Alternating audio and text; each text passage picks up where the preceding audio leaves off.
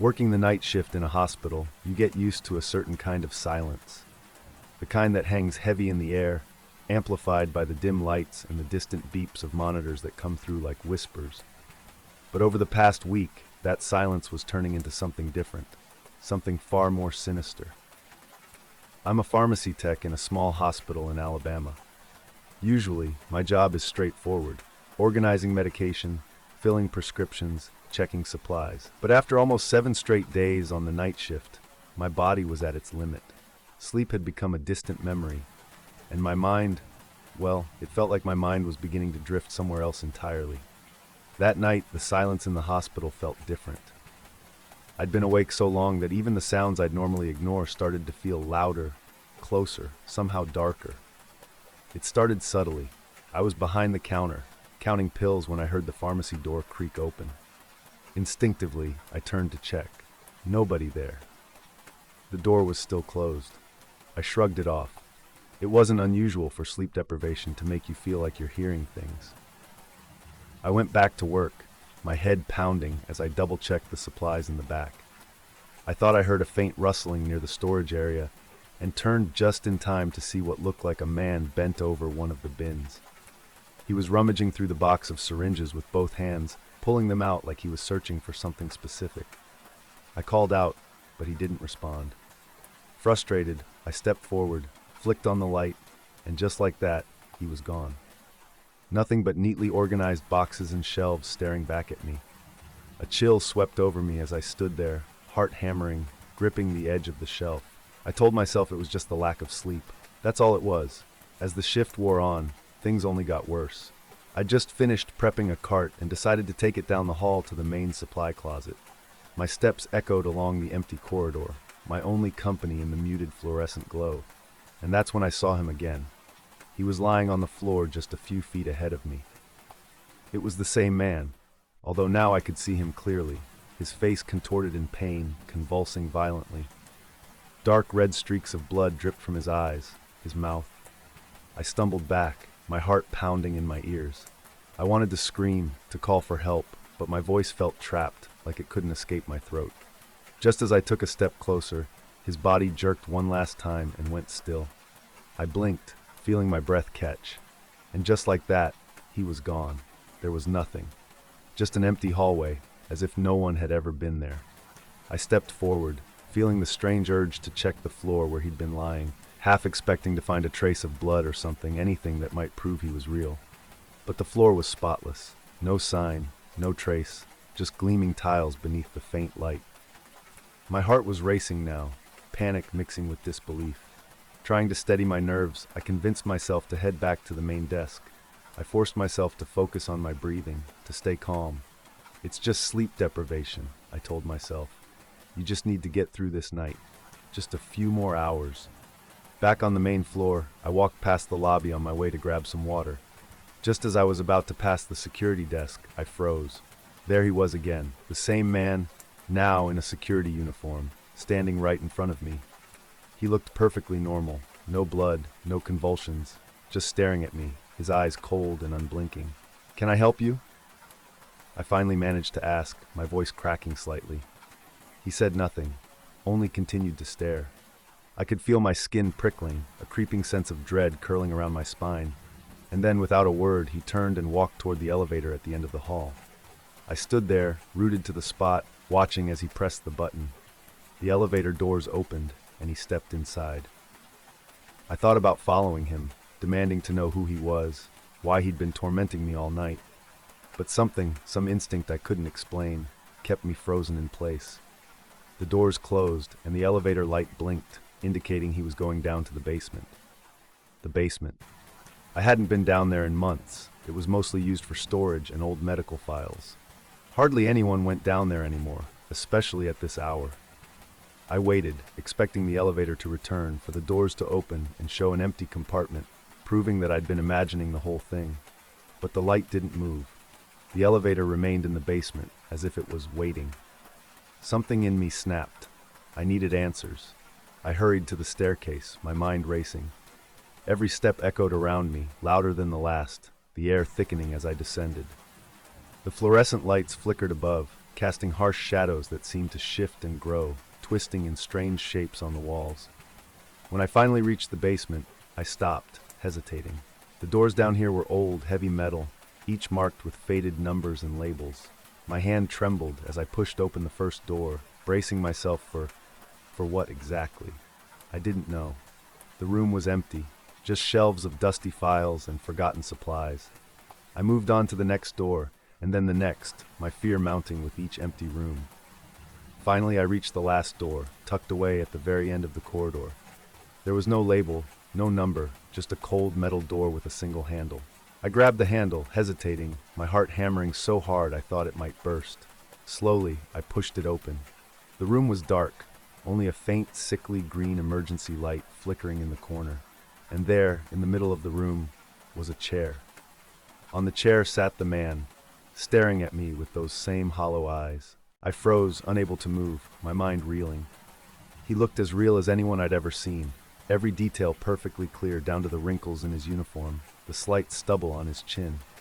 But there was something wrong about his gaze, something too empty, too lifeless.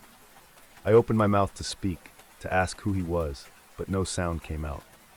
And then, without warning, he began to convulse again, his body jerking violently, blood spilling from his eyes, his mouth. I stumbled back, horrified, as his head snapped back and his mouth opened in a silent scream. I ran. I didn't look back, didn't even think. I tore up the stairs, the sound of my own panicked breathing filling my ears. When I reached the main floor, I burst through the doors and collapsed against the wall, gasping for air. It was only then that I realized my hands were shaking, my body trembling uncontrollably. I could still see his face, his eyes, that haunting, hollow stare that seemed to follow me even now. I wanted to believe it was just the lack of sleep, just a trick of my exhausted mind. But as I looked down the hallway, something caught my eye. A small, dark smear on the floor just a few feet away. Blood. I tried to shake it off after that night, telling myself it was just exhaustion, a hallucination brought on by lack of sleep. But even after finally getting a full night's rest, the strange, cold feeling wouldn't leave me. I found myself avoiding the basement, avoiding the night shift. But in a small hospital, we didn't have the luxury of choices. Eventually, I had to go back. It wasn't long before the oddities started again. But now, they felt different, more deliberate, like they were there to remind me of something, to bring me back to that night. Every time I heard footsteps down an empty corridor or saw a flicker in the corner of my vision, a sense of dread washed over me. It was like that man, that presence, was still somewhere nearby, just out of sight. The other night, I was cleaning up the medication cabinet when I heard that unmistakable rustling sound again. It came from behind me, near the storage room. My heart sank as I turned, expecting to see him once more, crouched over the supplies. The hallway was empty. I took a shaky breath, rubbing my eyes, trying to clear the image from my mind. But then something caught my eye, just the faintest hint of movement in the window reflection beside me. I turned back slowly, afraid of what I might see. There, standing at the end of the hallway, was the man. He was in his security uniform again, his face obscured by shadows, but he was unmistakable. He didn't move, didn't make a sound. He just stood there, watching me. I couldn't look away. My eyes were locked on his, even though I couldn't see them clearly in the darkness. And then he took a single step forward. I felt my stomach drop. Every instinct told me to run, to get as far away as possible. But my feet were rooted to the floor, paralyzed with fear. As he stepped closer, his face came into view, and I saw it clearly for the first time. His skin was pale, almost translucent, his eyes dark and hollow, like two endless pits. Blood smeared around his mouth, staining his teeth, and thin red lines trailed from his eyes like tears. I'd never seen a face like that before, so utterly devoid of life, and yet somehow filled with suffering. "Why are you here?" I managed to choke out, my voice barely more than a whisper. He tilted his head as if he were considering the question, and for a moment I thought he might actually answer. But instead, his face twisted in a way that shouldn't have been possible. His mouth stretched wide in a ghastly grin, revealing rows of blood-stained teeth. And then, without a sound, he vanished. The hallway was empty again. I leaned against the wall, trying to steady my breathing, my mind reeling. I didn't know what he was or why he kept appearing, but I was certain of one thing. He wanted something from me. Some part of him, trapped in whatever horrible state he was in, was reaching out for help. Or maybe something far worse. That night, I couldn't sleep. I lay in bed, staring at the ceiling, replaying the memory over and over. What did he want? Why was he haunting me? Every time I closed my eyes, I saw that twisted grin, that blank, empty gaze. I knew that this wasn't over, that he would return. A few days later, I was assigned the night shift again. I tried to swap with someone, but no one wanted to trade, especially not on short notice. I had no choice but to return. As I walked through the quiet, dimly lit hallways, my footsteps echoed, and every shadow seemed to stretch and shift, like they were reaching for me. At around midnight, I went to check the supply closet in the basement. I took a deep breath before stepping inside, preparing myself for what I might see. The room was empty, just rows of shelves filled with medical supplies, the faint scent of antiseptic in the air. For a moment, I almost felt relieved. But as I turned to leave, I heard something, a soft, barely audible whisper. My heart skipped a beat as I froze, listening intently. The whisper grew louder, a low, mournful moan that echoed through the room, chilling me to the bone. It was coming from the far corner, where the shadows were darkest. I squinted, straining to see if there was someone, something there. Slowly, he stepped out from the shadows. It was the same man, his uniform now stained and disheveled, his eyes more hollow than ever. His face was twisted with an expression of agony, a silent scream that seemed to reach out and claw at me. He took a step closer, his mouth opening as if to speak, but no words came out, just that horrible, echoing moan. I backed away, my hands fumbling for the door, but it wouldn't budge. My heart pounded, my breathing shallow as I watched him take another step forward, his hand reaching out toward me, fingers twisted and pale. And then, finally, he spoke. "You left me here."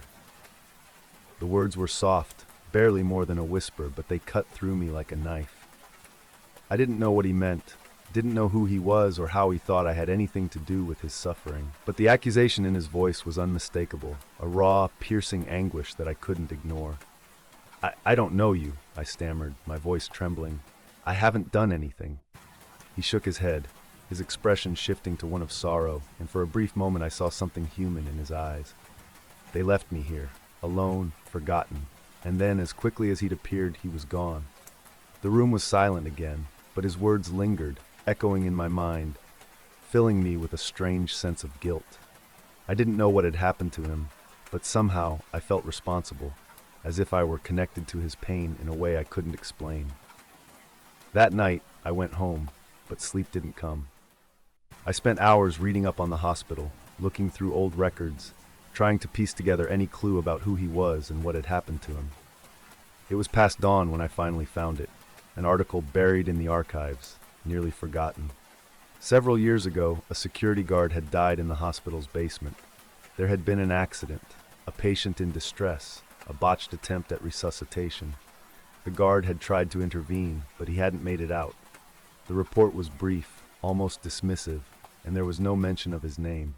But I knew it was him. It had to be. The next night I went back to the hospital, determined to do something, to lay his spirit to rest. I made my way to the basement, carrying a small candle, hoping it would bring some kind of peace. As I stepped into the supply room, I felt the air grow cold, the shadows closing in around me. I lit the candle and placed it on the floor, whispering a quiet prayer, hoping that somehow he would hear me, that he would know he wasn't forgotten. For a moment, there was only silence, and then, in the faint glow of the candle, I saw him, standing just a few feet away, watching me with that same sorrowful gaze. He nodded, a single, slow movement, and for the first time I thought I saw a flicker of gratitude in his eyes. And then, just as quickly as he'd appeared, he was gone. The room grew warmer, the shadows receding, and I felt a strange sense of relief wash over me. Somehow, I knew he was at peace. I'll never forget that night in the woods. Looking back, I don't know what Clarissa and I were thinking, going out there so late. But there we were, standing in front of the thick line of trees, the branches tangled above like twisted arms, casting shadows over the dirt road that stretched in front of us. The air felt heavy, as if the forest itself was holding its breath, waiting for us to take that first step inside. I'd heard the rumors before. Of course, stories of strange disappearances, strange accidents, and even a couple of deaths over the years. But like most people, I chalked it up to superstitions or exaggerated tales to keep people out. It's just a forest, I told myself, and Clarissa laughed along with me, even though I could see the nervous glint in her eyes. Still, she was the one who dared me to go deeper, to explore. And as usual, I accepted. The deeper we went, the darker it grew. The branches thickened overhead, shutting out the moonlight. We relied on the weak beams of our flashlights, which barely managed to cut through the shadows around us. Each step felt like it echoed in the quiet, and I could hear every rustle of the leaves, every snapping of a twig underfoot. I tried to ignore the unsettling silence, but it clung to me, coiling around my chest like a snake. We had walked for what felt like hours when we heard it, the first notes of a flute. It was faint at first, just a distant, eerie melody carried by the wind. I froze, looking at Clarissa, who was equally still, her eyes wide. The sound seemed to float through the trees, winding around us, threading itself into the silence. It was slow and haunting, the kind of melody that sent a chill down your spine. It felt wrong, like it didn't belong. Clarissa squeezed my hand. "Did you hear that?" she whispered, her voice barely audible. I nodded, unable to speak, my throat suddenly dry. I wanted to say it was just someone playing a flute in the distance, maybe a hiker or a local out to mess with people. But something about it, something in the way the notes wove through the dark trees, made my skin prickle. It wasn't just eerie, it was unsettling in a way that made my instincts scream at me to turn around and leave. But we didn't.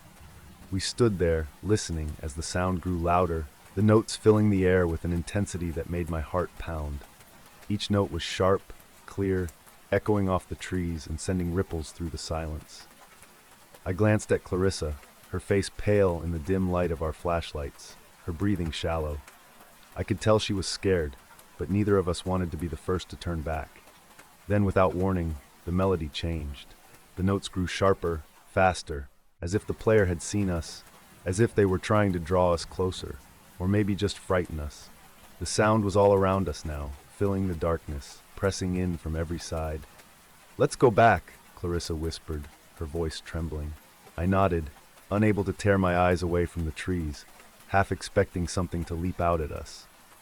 We turned, starting to retrace our steps, but the flute's melody followed us, growing louder and faster, as if it were chasing us through the forest. Every note seemed to pierce the silence, stabbing through the stillness like a warning. Just as we were nearing the edge of the forest, we heard a sound, a rustling, something moving fast. My pulse spiked as a shadow shot past us, too quick to see clearly. We both froze, shining our flashlights into the darkness, but there was nothing there. The beam illuminated only empty space, but the flute's melody continued, relentless, almost mocking. Panic began to settle in, clawing at the edges of my mind. Clarissa grabbed my arm, her fingers digging into my skin, and I could feel her trembling. "Please," she whispered, her voice thick with fear. "Let's go." We turned and ran, stumbling over roots and rocks, our flashlights bouncing wildly as we sprinted through the trees. The flute's melody pursued us, filling the darkness, its haunting notes growing louder, closer, as if the player were right behind us, reaching out with invisible hands. My chest burned, and my legs ached, but I couldn't stop. The fear was like a weight pressing down on me, pushing me forward. I didn't dare look back, didn't dare slow down. I just ran, the sound of that flute filling my ears, drowning out my own heartbeat. Finally, the trees began to thin, and I caught sight of the clearing where we'd parked the car. Relief surged through me, but just as we reached the car, the flute's melody stopped. The silence that followed was suffocating, more terrifying than the music had been. It felt like the forest was watching us, waiting for us to make the next move. We didn't hesitate. We jumped into the car, locking the doors, and I fumbled with the keys, my hands shaking so badly that I dropped them twice before finally getting the engine to start. We sped out of there, leaving the forest behind, but even as we drove away, I couldn't shake the feeling that we were still being watched. Back in town, we tried to explain what had happened, but no one could give us an answer. Some laughed it off as a prank, others said it was probably a hiker playing around, but I knew, both of us knew, that it was something more. something that didn't belong in the world we knew. That night, I lay in bed, my mind replaying the events over and over. The sound of that flute echoed in my head, haunting me, refusing to let go. I'd close my eyes and I could see the shadow darting past, the trees closing in, the invisible eyes watching us. Even now, I can't explain what we saw or heard in that forest. But I know one thing for certain. I'll never go back there. And I'll never forget that haunting melody that seemed to follow us through the dark, reaching out from the shadows like a ghostly warning. I remember the night like it was yesterday. I was on call at the hospital, a rural place just outside town. It was the kind of quiet that would settle into your bones if you let it, but you'd try not to, especially on the night shift. In that stillness, every sound stands out. Even the usual hum of the fluorescent lights felt like a murmur of something you didn't want to listen to too closely. And the chill, a deep, creeping cold that settled right into your skin, was more noticeable than usual. That night, my patient list included an older man, Mr. Wilcox. He'd been in a coma for about 2 weeks, after a fall that left him with a traumatic brain injury.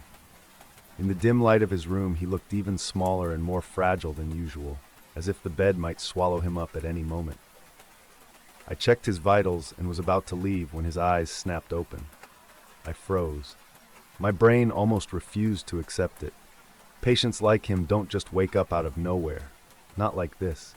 He locked eyes with me. His gaze was intense, the kind that felt like it was piercing right through you. Then he said something that stopped my breath. "She's leaving tonight." The words sent a shiver down my spine. I didn't know what he meant, but his voice, scratchy and low, was so certain. It was the certainty that scared me the most. He held my gaze for a long moment. Then his eyes grew glassy, like he was slipping away again. "Mr. Wilcox?" I whispered, almost afraid of breaking the stillness. But he didn't respond. For a moment, I considered calling for backup, but something held me back, something irrational. I felt like I wasn't supposed to disturb whatever was happening in that room. As I stood there, just the soft beeping of his monitor filled the air. Then, almost imperceptibly, he muttered again, so quietly I barely caught it. "She's here." I took a step back, my stomach twisting. It wasn't the words themselves, but the way he said them, as if he were seeing something or someone that I couldn't. I hurried out of the room, my nerves on edge, and practically stumbled into Clara, the head nurse. She gave me a curious look, noticing my unease right away. "Everything okay, doctor?" she asked, her voice calm but her eyes sharp. I swallowed, trying to compose myself. "Mr. Wilcox, he spoke. He said something strange, something about she's leaving tonight, and then he said she's here." She raised an eyebrow, a slight frown forming on her lips. Then, to my surprise, she nodded like she'd heard it all before. "You're not the first one he's said things like that to," she said quietly. "You know, we've had a few patients here over the years, those close to, the end. Some of them have mentioned seeing someone." "Seeing who?" I whispered, almost not wanting to know the answer. Clara hesitated, glancing down the empty hallway as if she were checking for unseen listeners. They don't really describe her, but they call her the woman, or just her. And they all say she's waiting. A cold chill ran down my spine, the kind that makes your scalp prickle. I tried to shake it off, rationalizing that it was just some kind of hallucination, a trick of a brain on its last few sparks. But I could still feel a tightening in my chest, a pressure that wouldn't go away. That night was far from over. About an hour later, as I was making my rounds again, I passed the room of another patient, Miss Dorsey. She was one of our terminal cases, elderly and suffering from late-stage cancer. A fighter, if I ever saw one, but I knew she didn't have much time left. I paused at her doorway, feeling a strange pull to check on her. When I entered, I was hit by an immediate feeling of dread. Her room was cold, so cold that I could see my breath in the air, which didn't make sense. The heater was on in the hallway, yet her room felt like an icebox. And then I saw her eyes were open, staring at something just beyond my shoulder. A dark shape, maybe, was cast on the wall, but when I turned, nothing was there. Who's here?" I asked softly, my voice barely a whisper. My heart hammered, and I realized my hands were trembling. "She's waiting," Miss Dorsey said, her voice thin and strained. Her gaze flickered to the foot of her bed. as if someone invisible was standing there, just watching her. It took everything I had not to bolt from that room. I glanced around but saw no one, heard nothing other than the ticking of her IV drip, steady and slow. I backed out, leaving her to her apparent peace, or whatever it was. On my way back to the nurse's station, I felt that same chill again. This time, it wasn't just cold air, it was a presence, the sensation of someone watching. I tried to tell myself it was nothing, just an overworked mind reacting to a long night and Mr. Wilcox's words. But I couldn't shake the feeling that it wasn't just in my head. By the time I got to the station, Clara noticed me and tilted her head, an unspoken question in her eyes. "Miss Dorsey," I murmured. She saw her too." Clara's face darkened and she nodded, almost resignedly. "It's always the same. They all see her before they go, and sometimes—" She hesitated, her voice dropping to a whisper. "Sometimes they aren't alone."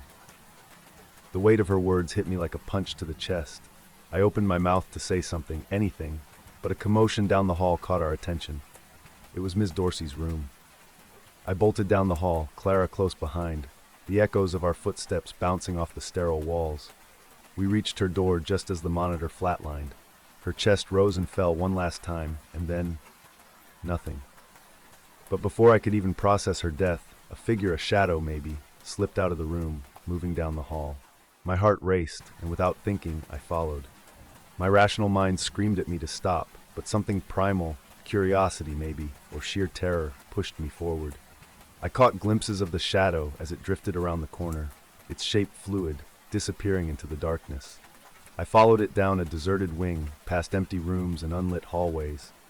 The fluorescent lights flickered above, casting long shadows across the walls, and then it stopped, just a few feet ahead of me, standing in the dim light.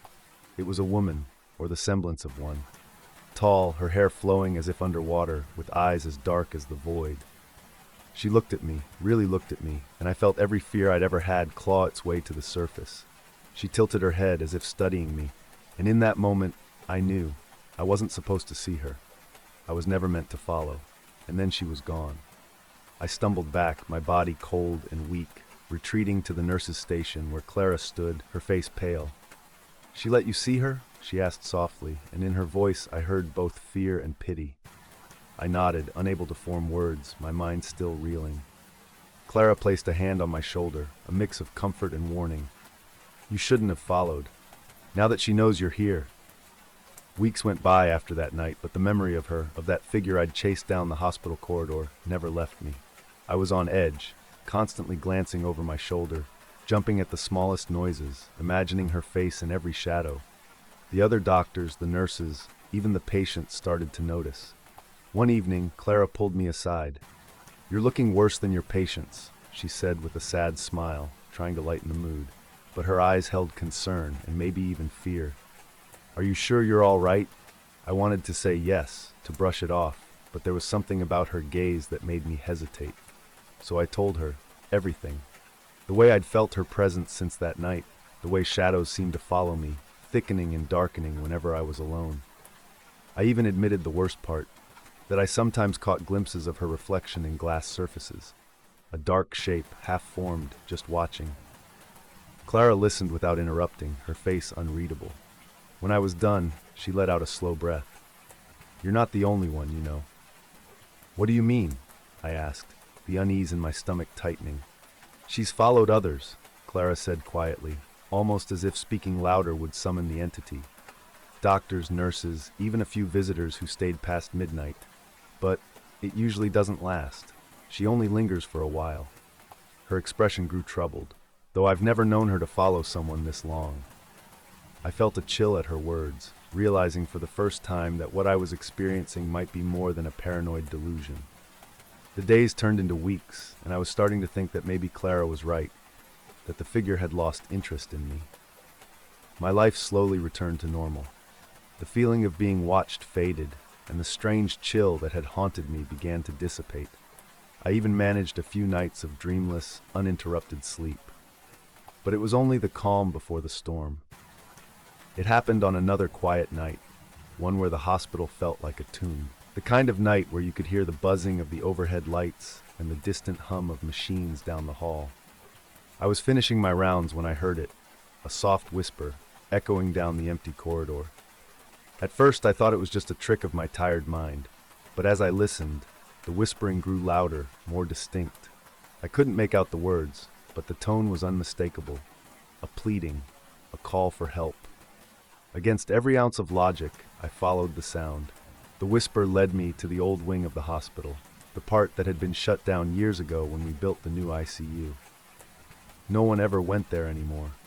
It was used mostly for storage, and the floors were uneven and cracked, dust coating every surface. As I pushed open the door, the whispering stopped.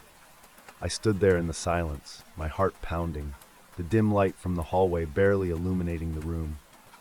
Just as I was about to turn back, I caught a flash of movement at the end of the hall. It was her. Standing in the shadows, half hidden, her face barely visible, but unmistakably the same as I remembered. Dark, empty eyes, her face pale and expressionless.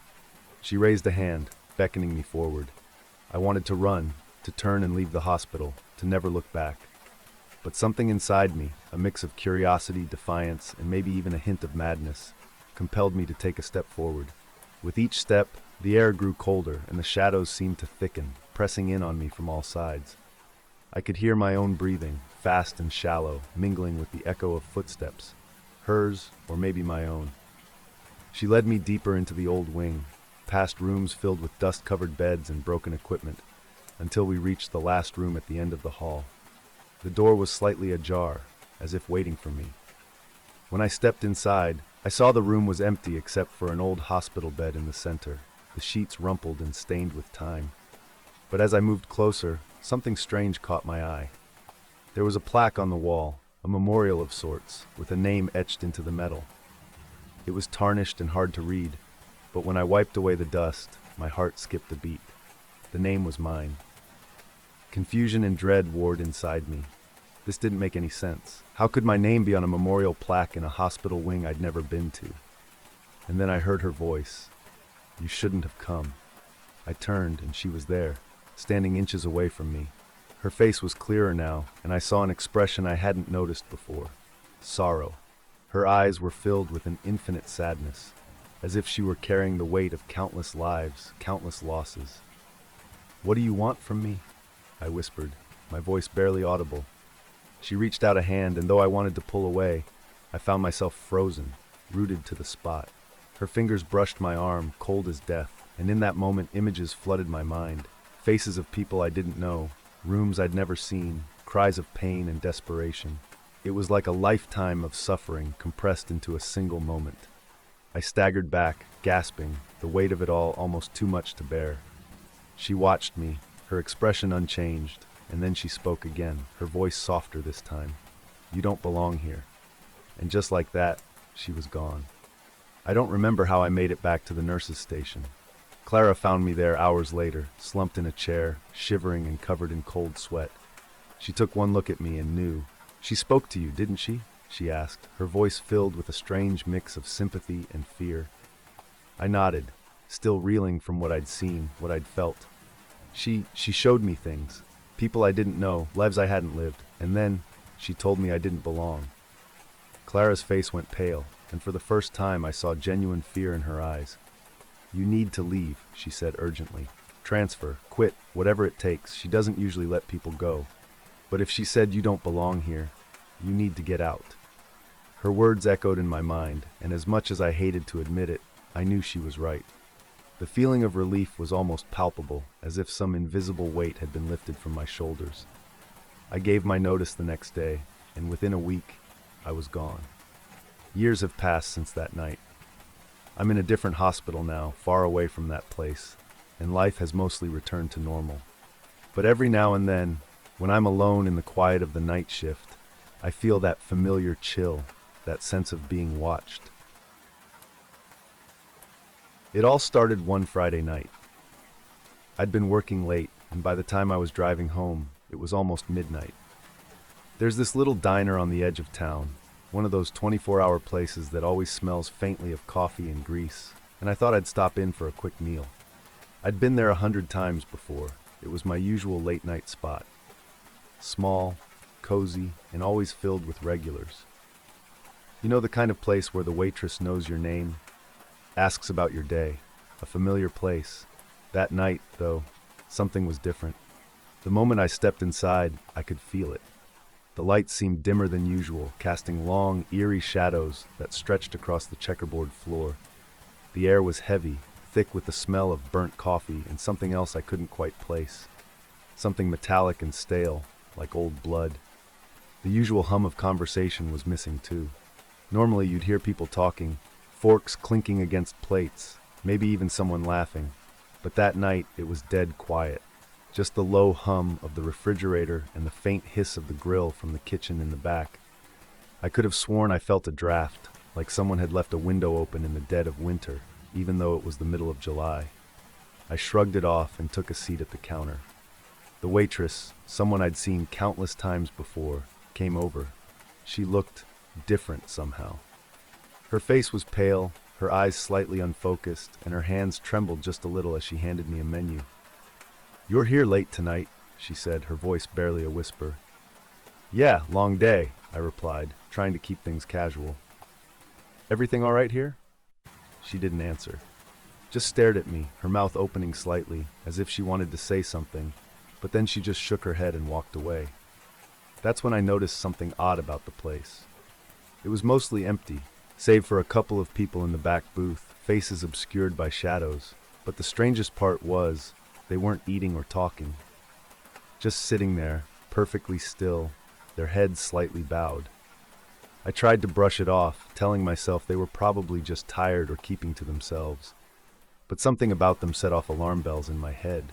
There was this thick, uncomfortable feeling in my gut that kept me on edge, like I was intruding, like I didn't belong. I forced myself to look away, trying to shake the feeling. I focused on the counter, tapping my fingers against it, waiting for my food. But then, faintly, I heard something. A soft, low humming sound. It was hard to tell where it was coming from at first, but it seemed to come from somewhere near the kitchen, almost like someone singing under their breath. The sound was strange, though, off, like a lullaby sung out of tune, slow and creeping. It made the hairs on my arms stand up, and then just as suddenly as it had started, it stopped. Silence again, heavy and thick. I found myself glancing over at the booth in the back, but the figures were still there, still unmoving. Not even a twitch or a glance in my direction. Finally, the waitress came back with my coffee, her hands still shaking. I tried to strike up a conversation, anything to break the silence, but she just gave me this strange, hollow look and muttered, "It's best not to stay too long tonight." Her voice was barely a whisper, like she was afraid someone would hear. I wanted to ask her what she meant, but the words stuck in my throat. She turned away, disappearing into the kitchen, and I was left alone with that strange humming echoing in my mind. I felt a shiver run down my spine. I kept telling myself I was being ridiculous, that it was just an off night. But every nerve in my body was telling me to leave. Before I could act on that thought, though, something strange caught my eye. The man sitting in the back booth, the one closest to me, he moved, just slightly. His head tilted up, and I could finally see his face. It was blank, completely devoid of expression, his eyes wide and staring, unfocused, like he was in a trance. And then, slowly, he turned to look at me. It wasn't a quick glance or even a curious look, just a slow, deliberate turn, his empty eyes locking onto mine. I tried to look away, but I couldn't. It was like I was frozen in place, my heart pounding in my chest, my breath catching in my throat. And then he did something I'll never forget. He opened his mouth, but no sound came out. Just a wide, silent gape, his jaw hanging open far longer than any normal person should. That's when I realized the humming was back, louder now, like it was coming from all around me. I glanced back at the kitchen, but the lights were off, the doorway filled with shadows. And that's when I saw it, a figure just barely visible in the dim light, standing at the edge of the kitchen doorway. It was tall and thin, its limbs too long, its head cocked at an odd angle. It was watching me. I was sure of it. I didn't wait. I threw some money on the counter, got up, and started walking toward the door. But as I passed the booth in the back, I felt something cold brush against my arm. I turned, and the man was reaching out to me, his eyes still unfocused, his mouth still open in that horrible silent scream. I pulled away, practically stumbling as I made it to the exit.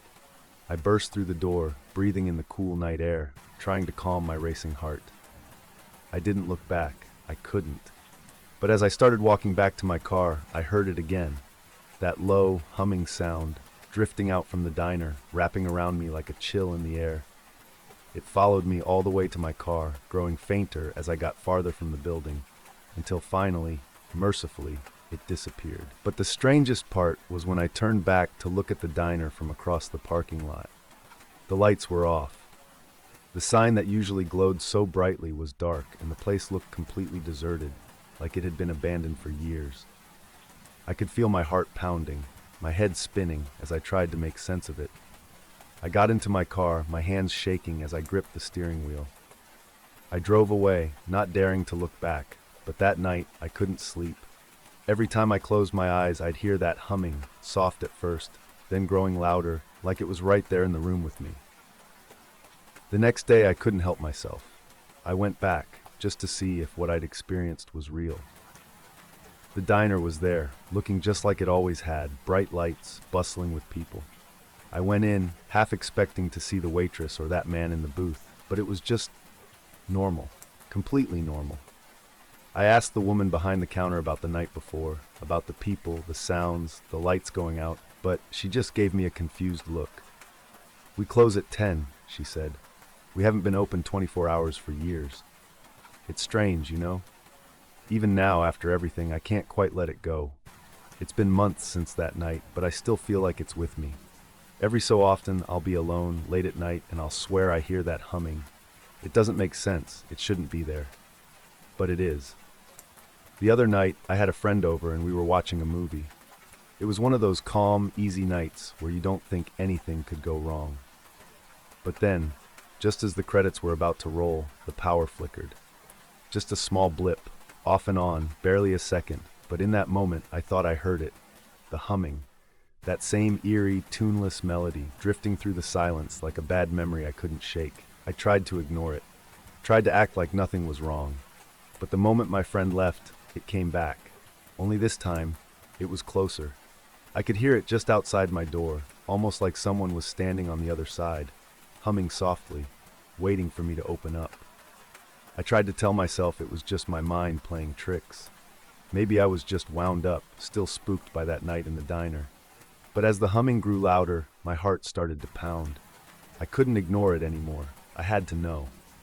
Slowly I walked to the door, pressing my ear against it, listening. The sound was faint but unmistakable, like a lullaby sung just out of tune. It went on, looping endlessly, like whoever was humming it had forgotten the rest of the melody. My hand trembled as I reached for the doorknob, fighting every instinct telling me to leave it closed. But something inside me needed to see, needed to know if it was really there. I twisted the knob, opened the door a crack, and peered out into the dark hallway. Empty. Just shadows stretching down the hallway, nothing out of place, nothing unusual. But the humming didn't stop. It was louder now, closer, like it was coming from right beside me. Then I caught a movement out of the corner of my eye, a dark, blurred shape in the window's reflection. My stomach dropped.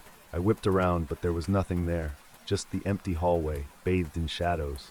I closed the door, backing up until I hit the wall, breathing hard, my pulse racing. The humming stopped. I stood there, heart pounding in my chest, trying to calm myself down, but then, a tap. Soft, barely there, coming from the other side of the door. Tap, tap, tap. I held my breath, staring at the door, waiting for it to stop, but it didn't. The tapping was slow, patient, like whoever, or whatever, was on the other side knew I was there, knew I was listening. Then, just as suddenly as it had started, it stopped. Silence fell over the apartment, heavy and thick. I waited, half expecting the humming to return, but nothing happened. After what felt like hours, I finally moved, inching away from the door, trying to put as much distance between myself and that sound as possible. That night, I barely slept. Every little creak and crack of the apartment felt like a warning, like something was just waiting for me to let my guard down. When I finally drifted off, I had a strange, twisted dream. I was back in that diner, sitting at the counter. Everything was dark, and I could barely see, but I knew I wasn't alone. I could feel eyes on me, cold and unblinking, watching from every corner. The humming started again, filling the room, echoing in my head. I looked around, but the faces of everyone in the diner were blurred, twisted, like something out of a nightmare.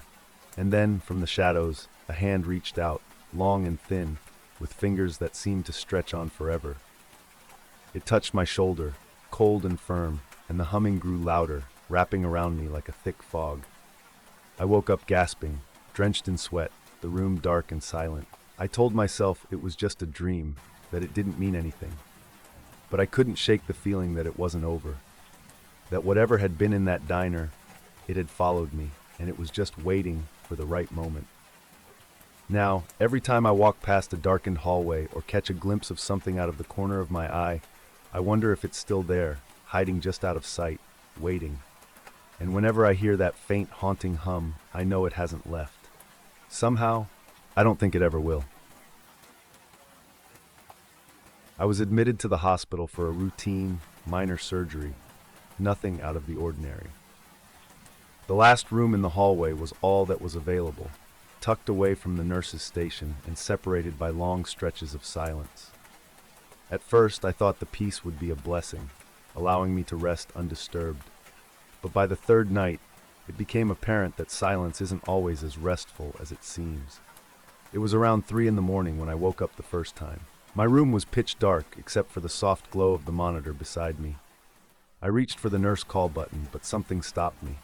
A shuffling noise, faint but distinct, echoed down the hallway outside my door. Footsteps, slow, deliberate, getting louder, closer.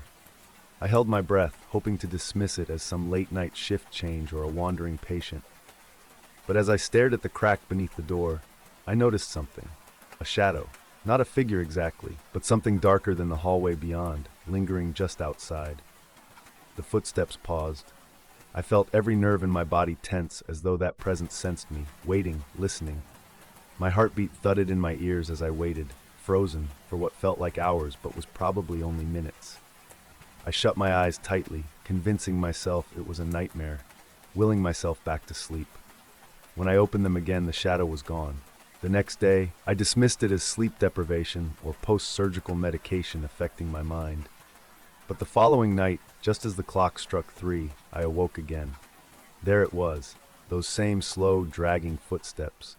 A chill spread through my chest, and I dared not look at the door this time, but I could sense it. The shadow was there, lurking just beyond, as if trying to find a way inside. In the morning, I mentioned the incident to a nurse in passing, hoping for some reassurance. But the look on her face told me I wasn't the first to hear those footsteps, nor to see that shadow. She shifted uncomfortably, offering a polite smile that didn't reach her eyes.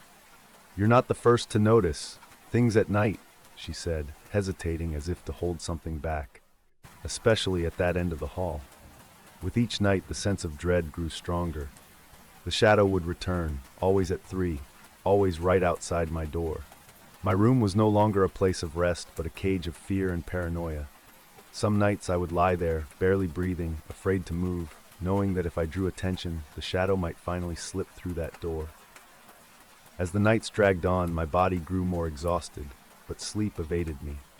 Even when I shut my eyes, that presence felt as real as any nightmare. I realized that in those shadowed hours, I wasn't alone in my room. Something was there with me. Something that only showed itself to those unlucky enough to be at the end of the hall, where the hospital's quietness became something darker, more insidious. Even as I stepped out into the morning sun, a lingering chill clung to me, as though a piece of that shadow had decided to follow. The hospital's cold, sterile walls were behind me, but the memory of those footsteps and that ominous shadow felt fresh, as if I'd only just left the room. I convinced myself that I'd be able to let it go, that it was just an eerie experience left behind in that strange corner of the hospital. But in the days following my discharge, I found myself waking up at exactly 3 in the morning, no matter how deeply I'd fallen asleep or how exhausted I felt. At first, I dismissed it as an odd side effect of my disrupted sleep schedule in the hospital. But then, the real horror began. On the 5th night after coming home, as I lay in my bed staring at the ceiling, a faint sound caught my attention, a soft, dragging footstep. I froze, my heart racing as the noise grew louder, echoing up the hallway outside my bedroom. I held my breath, hoping it was just my imagination or perhaps the hum of an appliance, anything but what I dreaded it might be. The footsteps stopped right outside my bedroom door. Fear gripped me, immobilizing me as I stared at the crack beneath the door. A shadow appeared, dark and thick, seeping under the frame, stretching slowly across the floor. My mind raced with desperate thoughts. It's just a trick of the light, a shadow from something outside. But deep down, I knew this was the same shadow, the same presence that had haunted my nights at the hospital. I wanted to scream, to call for help, but something kept me silent, like the shadow itself was sapping the strength from my voice.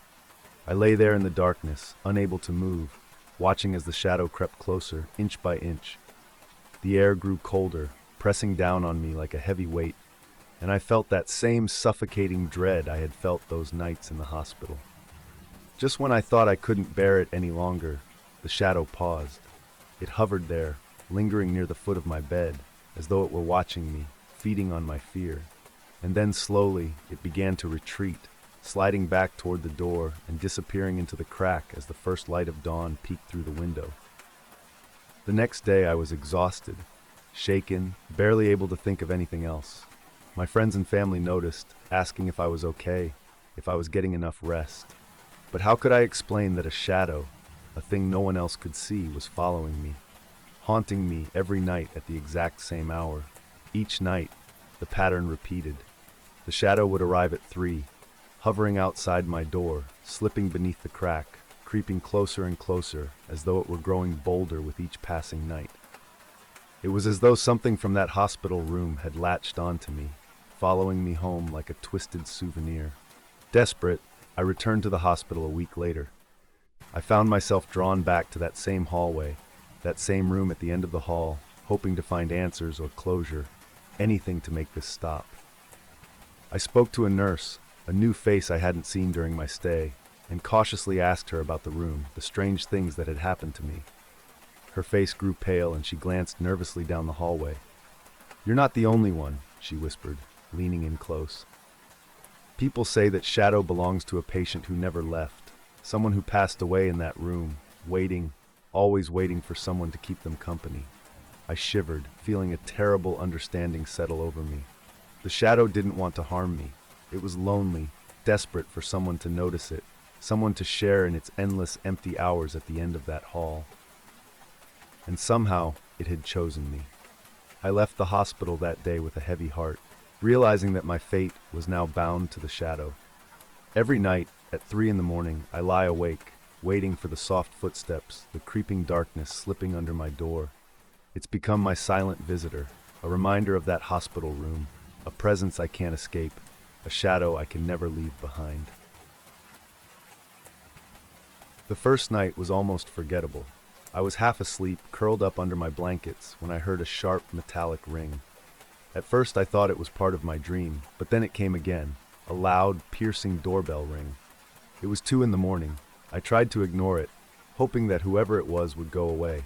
But then came a knock. It wasn't urgent or desperate, just persistent. I nudged my boyfriend, but he was out cold. So I got up, my heart racing as I tiptoed down the hall toward the front door. There, through the peephole, I saw nothing. No one was there. The porch was empty, illuminated only by a faint yellow streetlight that flickered in the distance. I was about to shrug it off, thinking it was maybe some neighborhood kid's idea of a prank, when I heard it again. This time, it came from the window near the living room. A soft, rhythmic tapping, as if someone were rapping their knuckles lightly on the glass. "Hello? I need help." The voice was deep and close. I could feel my skin prickling as I listened. "I know you're home. I know you can hear me." I froze, glancing over to make sure the window was locked. I couldn't see anyone outside, but I could still hear him, his voice pressing against the night, barely above a whisper. "Please, just open the door." I backed away, heart hammering in my chest. I didn't dare turn on any lights. I didn't want him to know where I was. The knocking stopped, leaving a strange, loaded silence hanging in the air. I waited a few minutes, straining to hear any sound, and then, nothing. The street was silent. Whoever it was had left, or so I thought. The next day I tried to laugh it off, telling myself I'd overreacted. But that night, the doorbell rang again, at exactly 2 in the morning. I bolted upright, my stomach twisting with dread. This time, I didn't move. I stayed in bed, wide-eyed, listening as the knocking on the window began, soft and slow, just like the night before. His voice was the same, quiet but insistent. "I know you're home. Just let me in." The next morning, I called the police. I was so sure they'd understand, that they'd help. 2 officers came, both looking exhausted and barely interested. They checked around the house, inspected the windows, asked me some questions, but they didn't seem to take me seriously. They left with a warning to call us if it happens again. But it did happen again. Night after night, the man came back. Always at 2. Always knocking, always calling. His voice as familiar now as my own thoughts. I barely slept, jumping at the slightest sound, checking the locks 3 or 4 times before bed. I felt trapped, suffocated by a fear that no one seemed to understand. One night, after a party, I returned home alone. My boyfriend was out of town, and I'd tried to convince myself I'd be fine on my own, just for one night. The house was quiet as I stepped inside, the darkness heavier than usual. The lights wouldn't turn on. The power must have gone out while I was away. Then, I saw it. The living room window was cracked open, just enough for someone to slip their fingers through and unlock it. My blood ran cold as I stared at the window, feeling my pulse in my ears. I took a step back, and that's when I noticed it, a muddy footprint on the carpet, right in the center of the living room. It was large, unmistakable, and still damp, as if someone had just been there. This time, when I called the police, they arrived in full force. They scoured the house from top to bottom, checking every window, every door, every closet. One of the officers took my statement, his face serious, nodding as I recounted the nights of knocking, of the man's voice outside my window. After they left, I stood in the living room, wrapped in a blanket, feeling the weight of the empty house around me.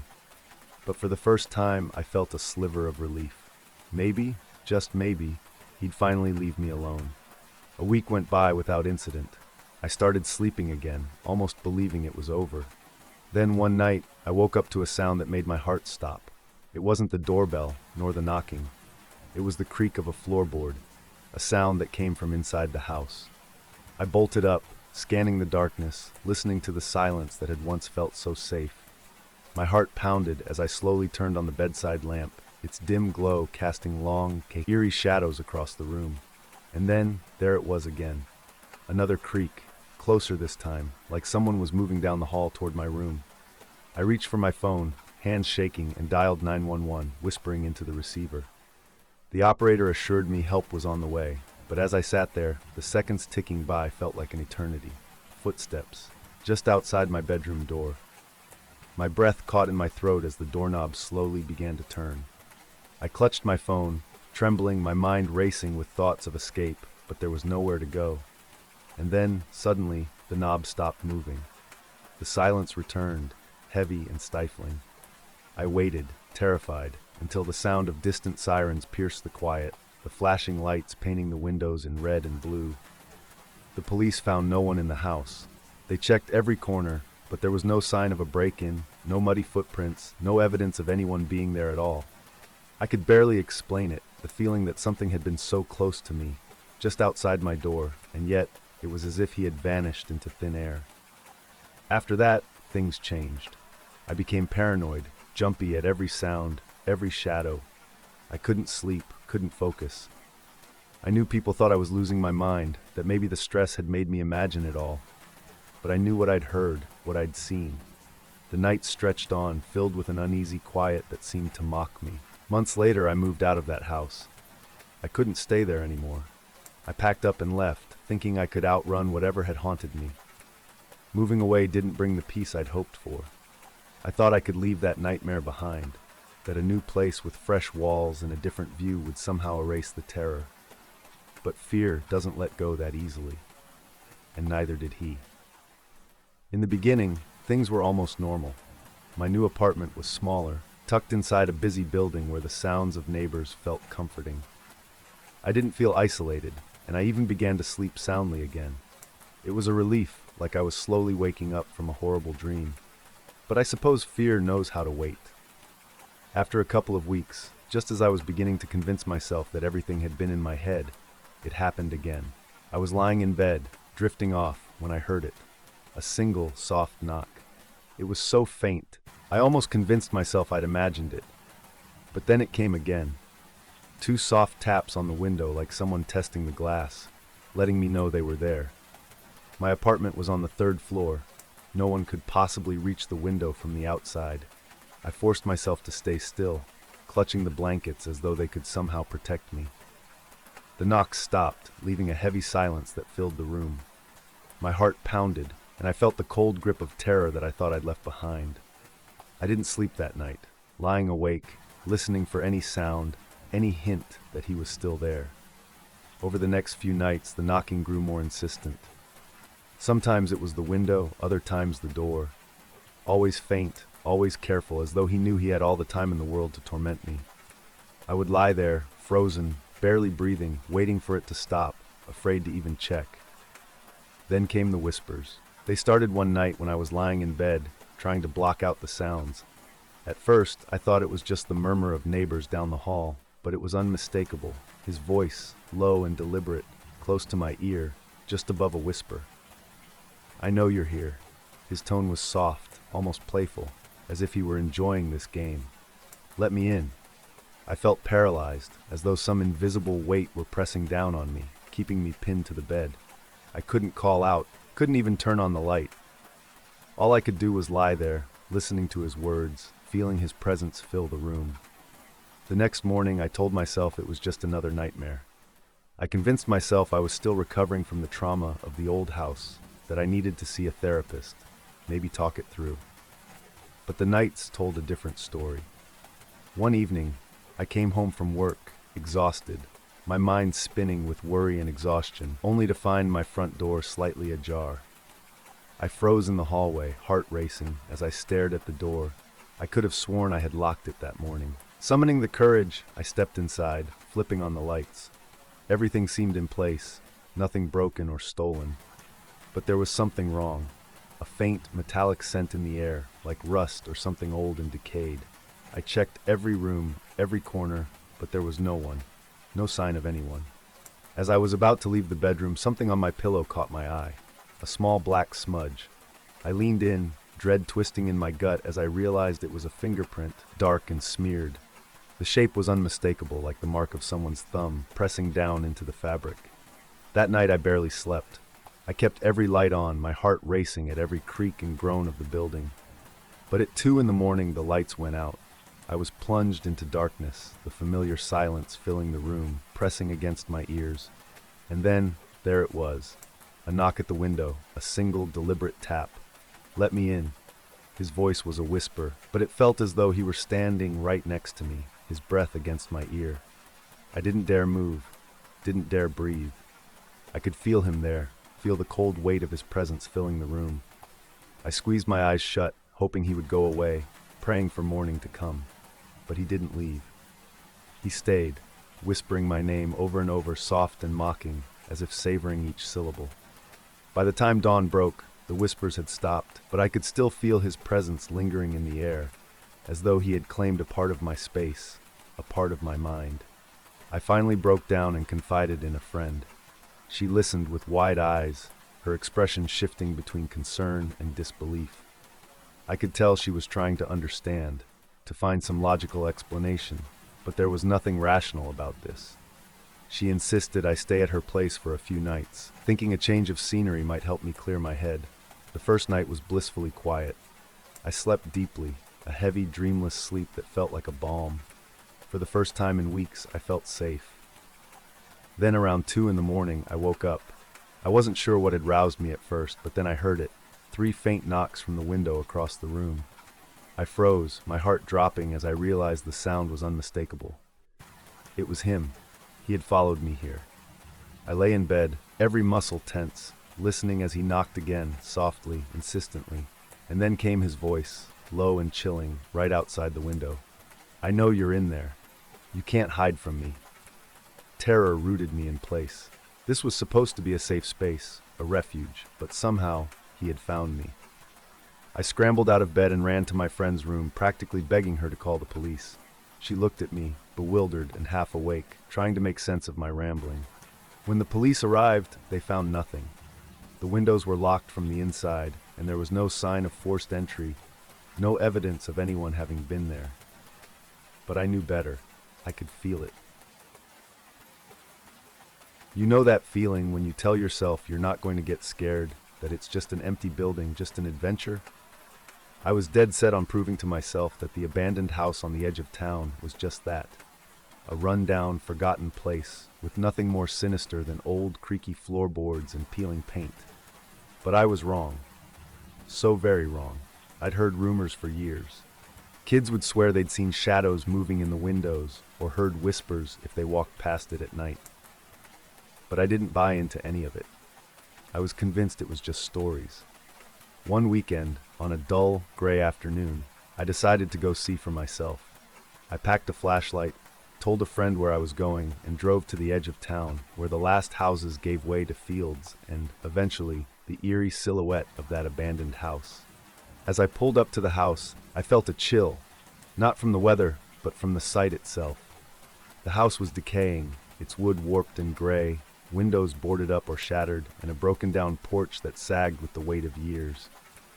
An old fence, covered in thick vines, surrounded the yard like an unwelcoming embrace.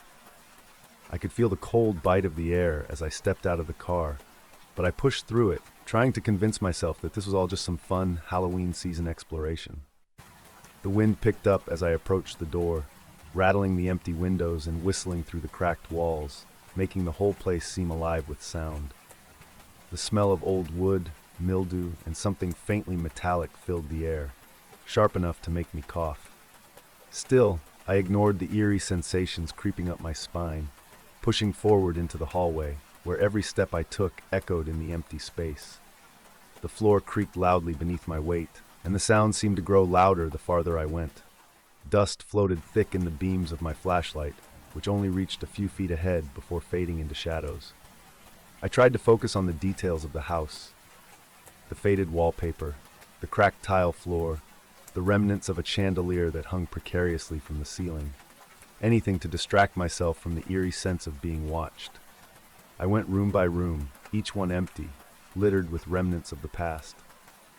A child's doll lay face down in one corner, its eyes eerily lifeless. An old picture frame sat on the floor, the photo long faded into a smear of time. And then I reached what must have once been the living room, with a large, dark window looking out into the backyard. The glass was surprisingly intact, though it was covered in years of grime, making it impossible to see outside. As I swept the flashlight across the room, I froze. For a split second, I thought I'd seen movement, a flash of something dark, something that darted just out of view, vanishing into the shadows beyond the window. My heart leapt, my hand tightening on the flashlight. I convinced myself it was a trick of the light, that the darkness and dust were playing with my mind.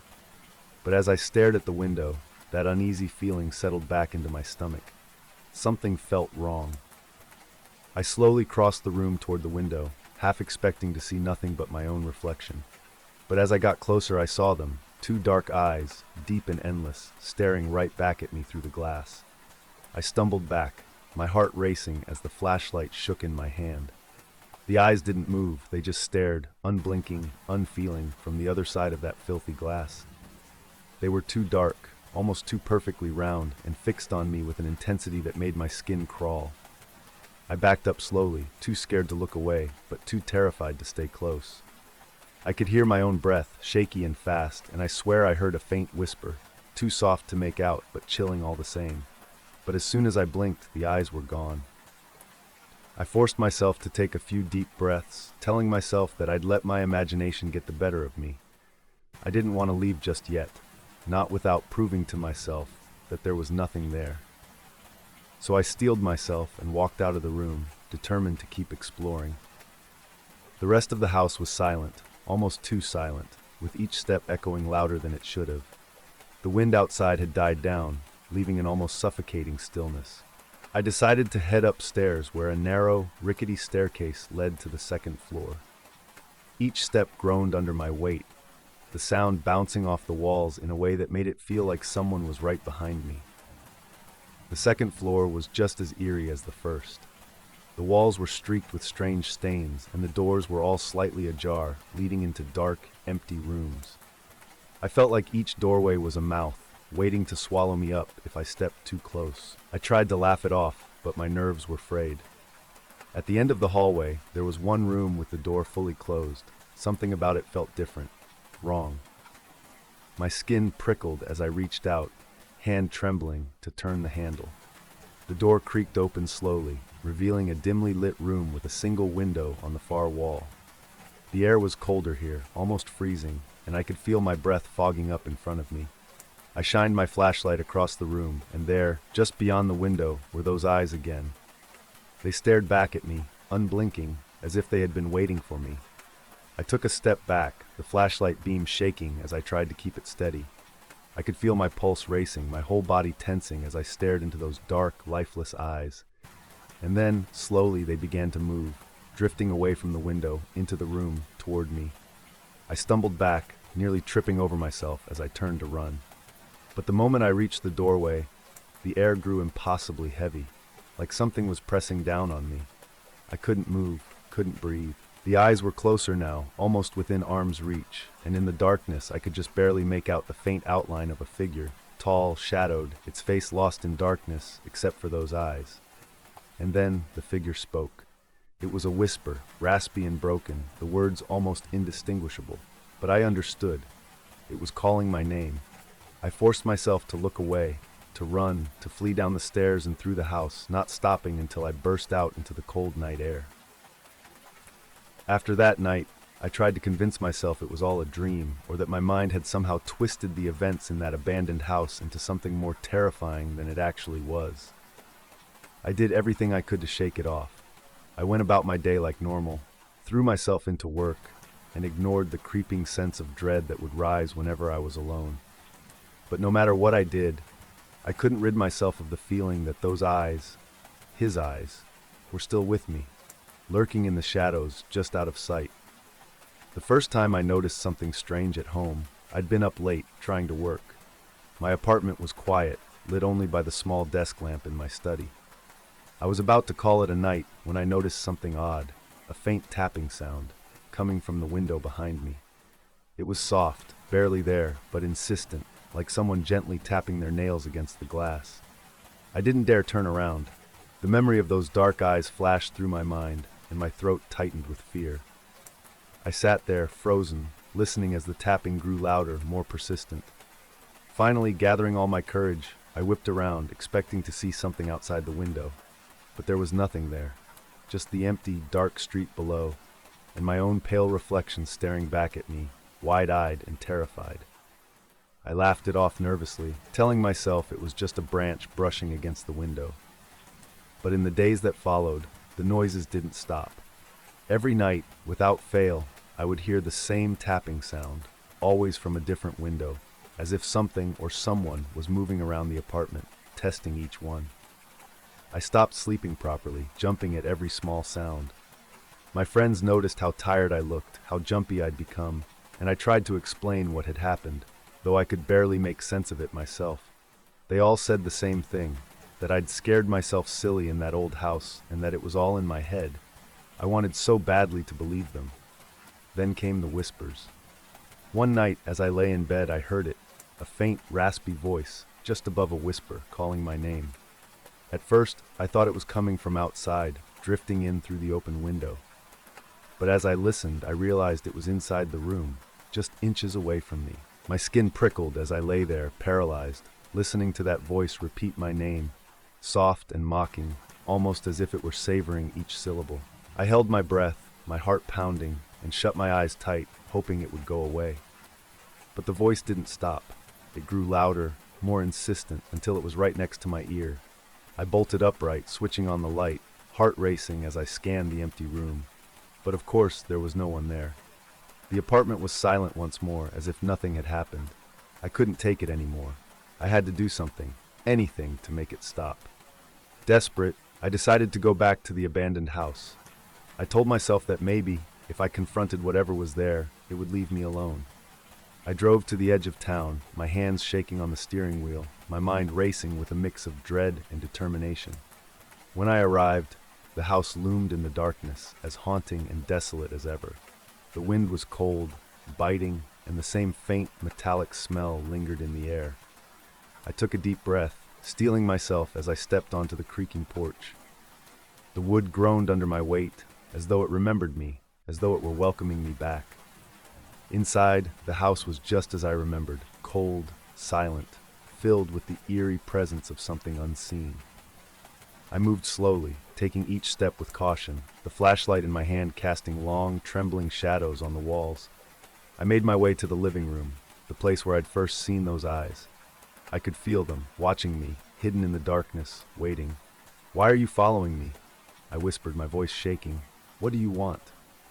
The silence stretched on, thick and suffocating, until finally a cold breeze brushed against my neck, carrying with it that same raspy whisper. "You let me in." My heart froze. I hadn't let anyone in, hadn't opened any door. But as I replayed that night in my mind, I remembered something.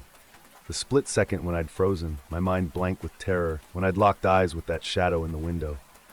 In that moment, without realizing it, I had acknowledged it, invited it into my mind, my thoughts, my life. "You let me in," the voice repeated, and I could feel a chill settling over me, sinking into my bones. I stumbled back, my pulse racing, and turned to leave, but the door slammed shut before I could reach it. The house grew darker, the shadows closing in around me, thickening into something tangible, something alive. I was trapped. I turned around, heart racing, and saw them. Those eyes staring at me from every corner of the room, unblinking, hungry. They were closer now, no longer confined to the windows, but all around me, pressing in, swallowing the light. I screamed, reaching for the door, but my fingers slipped on the cold, slick surface, as if the door itself were refusing to let me go. The whispers grew louder, overlapping, filling my mind with a chorus of voices, each one a reminder of the terror I'd tried so hard to escape. And then, as suddenly as it had started, it stopped. It was a Friday night, later than usual. I'd been at a friend's place out in the country, and I was driving back home along this deserted stretch of road. I'd taken the route plenty of times before, but something about that night felt different. The sky was pitch black, darker than I'd ever seen it, and the trees lining the road looked like tall, shadowy figures looming over me.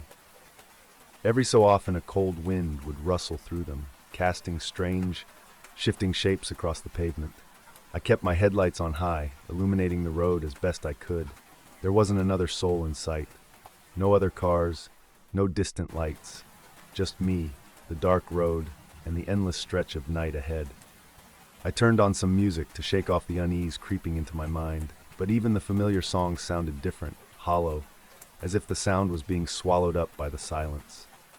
After about 20 minutes, I remember glancing in the rearview mirror. Just a quick, automatic check. But something caught my eye. It was faint, almost imperceptible, but there was a shape, a shadowy form in the back seat. I blinked, thinking it was just a trick of the light, maybe something on the back seat casting a shadow. But when I looked again, the shape was still there, barely visible, like an outline pressed against the darkness. I felt a cold chill slide down my spine. I told myself I was just tired, that the dim light from the dashboard was playing tricks on my eyes. I even glanced over my shoulder, just to be sure, and of course there was nothing there. The back seat was empty, no strange figure, no shadow, just my imagination running wild. I turned back to the road, laughing nervously at myself.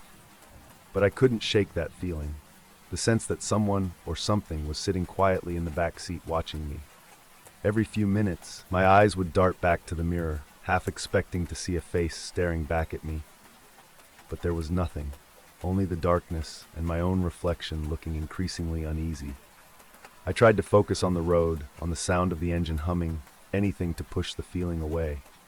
But the silence was heavy, almost suffocating, pressing down on me as the car moved through the night. Then, after what must have been another 10 minutes, I glanced back again, and this time I saw it. A shadowy figure, faint but undeniable, sitting right in the middle of the back seat. My heart skipped a beat, and I slammed on the brakes without even thinking. The car skidded to a stop, the sudden silence filling the space around me. I whipped around, staring at the back seat, expecting, well, I don't know what I was expecting. but the seat was empty. There was no one there. I took a deep breath, shaking my head. I was definitely overtired, maybe a little freaked out from all those ghost stories we'd been telling earlier in the evening.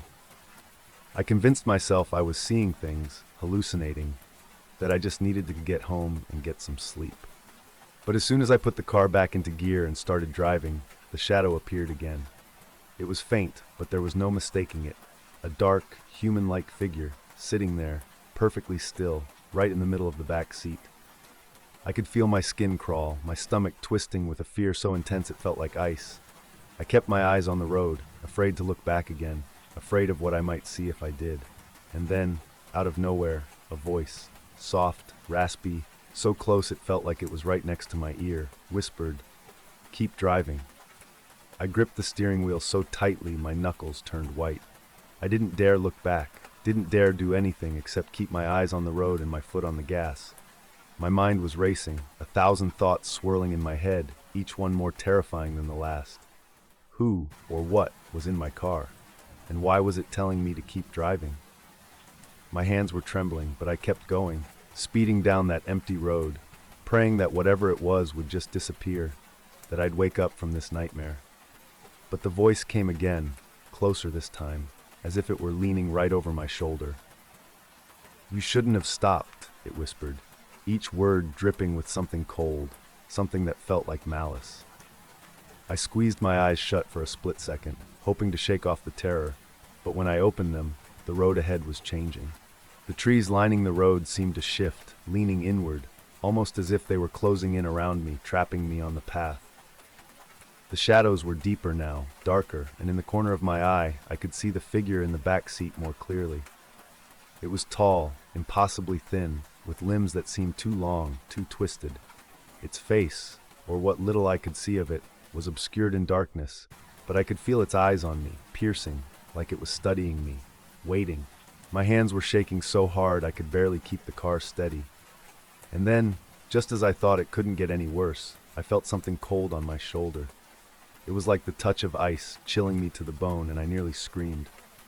I slammed on the gas, driving as fast as I could, desperate to escape whatever was in the car with me. The voice came again, soft, mocking. "You can't outrun me." I wanted to scream, to jump out of the car, but I was frozen in place, trapped between the road ahead and the presence behind me. The shadow was closer now, so close I could feel its breath on the back of my neck, its cold fingers brushing against my shoulder, sending shivers down my spine. And then, just as suddenly as it had appeared, the figure vanished. The pressure lifted, the air in the car lightened, and the shadows receded. I could breathe again. I glanced in the mirror, half expecting to see that figure still lurking in the back seat. But there was nothing there. The car was empty, the road was quiet, I was alone. I didn't stop until I reached my house, my heart racing, my mind reeling. I started to avoid driving altogether, opting to take the bus or get a ride with friends. But no matter what I did, that feeling never left me. It started with little things at first, things that could be chalked up to my nerves or lack of sleep. I'd see flashes of movement in my peripheral vision, shadows that didn't belong, little hints that something was still there. It happened when I was home alone, walking through my apartment in the evening, or passing a dark alley on my way to work. Every so often I'd feel that same cold, lingering presence right behind me, like a shadow reaching out. One night I was lying in bed, almost drifting off to sleep when I heard it, a soft, familiar voice whispering from the darkness. "I told you, you can't outrun me." My eyes shot open, my heart pounding. The room was dark, the only light coming from a sliver of moonlight filtering through the blinds. I scanned the shadows, looking for any sign of movement, but there was nothing there, only silence and the faint hum of the street outside. But I could feel it, that cold, heavy presence filling the room. I forced myself to stay calm, telling myself it was just my imagination, just an echo of the terror from that night. But the voice came again, louder this time, and I felt something ice-cold brush against my arm. I jerked back, my breath caught in my throat as I stared at the empty air beside me. I knew then that this was no ordinary fear. Whatever I'd encountered that night in the car wasn't done with me. A few days later, I couldn't take it anymore. I needed answers. Anything that could help me understand what was happening, something that could help me put an end to it. I started doing some research, looking into paranormal encounters, hauntings, anything that might fit what I was experiencing. Most of what I found was vague, stories of ghostly hitchhikers or spirits that attached themselves to unsuspecting travelers. But there was one story, buried in an old forum post, that caught my attention. The poster described driving down a deserted road late at night, much like I had, and seeing a shadowy figure in the rearview mirror. They tried to ignore it, but the figure kept getting closer, lingering just behind them, whispering the same haunting words I'd heard, "You can't outrun me." According to the post, the spirit was known as a shadow passenger, a presence that latched onto people who had encountered it, feeding on their fear, growing stronger each time it was acknowledged. The post claimed that the only way to be rid of it was to face it head on, to confront it without fear, without letting it sense any hesitation. I wasn't sure I could do it. The thought of facing that thing again, of willingly inviting it into my life one more time, was almost unbearable, but I knew I couldn't keep living like this. I couldn't keep hiding from something that seemed determined to follow me wherever I went. So I made a plan. A week later, just after midnight, I got into my car and drove back to that same deserted road, the place where it had all started. My hands were shaking on the steering wheel, my heart pounding so hard I thought it might burst out of my chest. But I forced myself to stay calm, to focus on what I needed to do. The road stretched out in front of me, dark and empty, flanked by tall trees that seemed to close in around the car. The silence was thick, oppressive, broken only by the soft hum of the engine and the crunch of gravel under the tires. I drove for miles, waiting, the headlights illuminating only a small patch of road ahead, leaving everything else in inky blackness. And then, out of the corner of my eye, I saw it. The shadowy figure, flickering in the rearview mirror, just like before. My heart skipped a beat, but I forced myself to keep driving, to keep my eyes on the road. The figure grew clearer, more distinct, as if it were coming into focus, its shape twisting and shifting in the dim light. It looked almost human, but there was something off about it, something that made my skin crawl. I could feel its eyes on me, piercing, unblinking, watching my every move. "Keep driving," the voice whispered, soft and menacing, sending chills down my spine. I tightened my grip on the wheel, swallowing the fear rising in my throat. The figure leaned closer, its face hovering just over my shoulder, so close I could feel its cold breath against my skin. "You can't outrun me," it whispered again, each word slow and deliberate. This was it. I took a deep breath, trying to keep my voice steady, and spoke aloud. "I'm not running anymore." The figure paused, its form flickering, as if my words had caught it off guard. I felt a surge of courage, a strange, defiant strength rising in me. "I know you're here," I said, forcing myself to keep my gaze steady in the mirror. "But I'm not afraid of you. You don't control me." For a moment, the figure seemed to waver, like smoke dispersing in the wind. Its face twisted, a look of rage flashing across its shadowy features. It leaned closer, its dark eyes boring into mine through the mirror. "Are you sure?" it hissed, its voice barely more than a breath. "Yes," I said, my voice steady, even though my heart was racing. "I'm sure." And then, as suddenly as it had appeared, the figure began to fade, its form dissolving into the shadows, melting back into the darkness. The cold air lifted, the weight pressing down on my chest disappeared, and I felt free. I drove home that night in silence, the weight of the last few weeks finally beginning to lift. When I pulled into my driveway, I glanced in the rearview mirror one last time, half expecting to see that shadow still lurking in the back seat. But there was nothing there. Only my own reflection, tired but relieved, staring back at me.